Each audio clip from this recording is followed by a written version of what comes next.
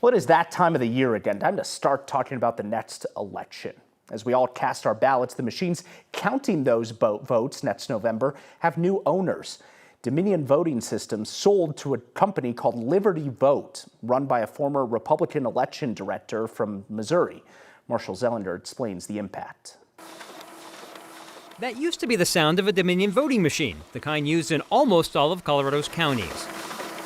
Today, that same sound is what a Liberty Vote machine sounds like. Dominion was just bought by Liberty Vote, which is led by Scott Leindecker, a former Republican election director in St. Louis. The new owner got an earful about this. The way they rolled this out was fairly sloppy, to say the least. Matt Crane is head of the County Clerks Association. County clerks, who run elections, found out through media reports that the company that supplies their machines was sold.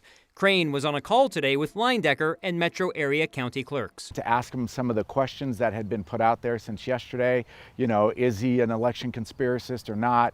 What does that look like? And so he was very forthcoming and honest with his answers, and we really appreciated the time. What was his answer? His answer was no. He is a former election official from Missouri, so he very much understands the challenges and the work that election officials have to do day in and day out. Liberty Vote's news release announcing the purchase of Dominion included some bullet points about the future of using their equipment, like this part about third-party auditing. Crane got assurance it is not about the type of auditing that happened in Arizona, where a group called the Cyber Ninjas was allowed to conduct a partisan hand recount of the 2020 election. We're not talking about a Cyber Ninja type audit, which was really a fraud and a grift from the start. He's talking about responsible third parties coming in and looking at the voting system, doing penetration tests, make sure the systems are secure. The Liberty Vote news release also talked about a focus on paper ballots. And for people who are like, yeah, this guy is going to bring back paper ballots. What are mail-in ballots? Those are paper ballots, my friend. Republican El Paso County Clerk Steve Schleicher was also on the call today and said he was reassured about election transparency and security. The only thing that has changed as of this morning is the business name. The machines are the same. The software is the same. Matt Crane tells me that if Liberty Vote wanted to come in and update new software, they would have to do so with the Colorado Secretary of State's office and with that specific county clerk, because Colorado has strict guidelines on the access and updates of voting systems.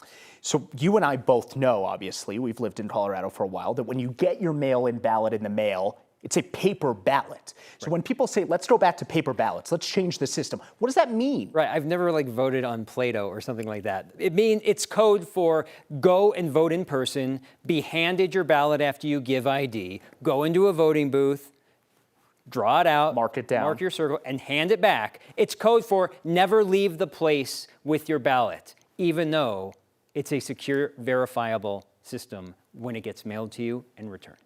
Interesting.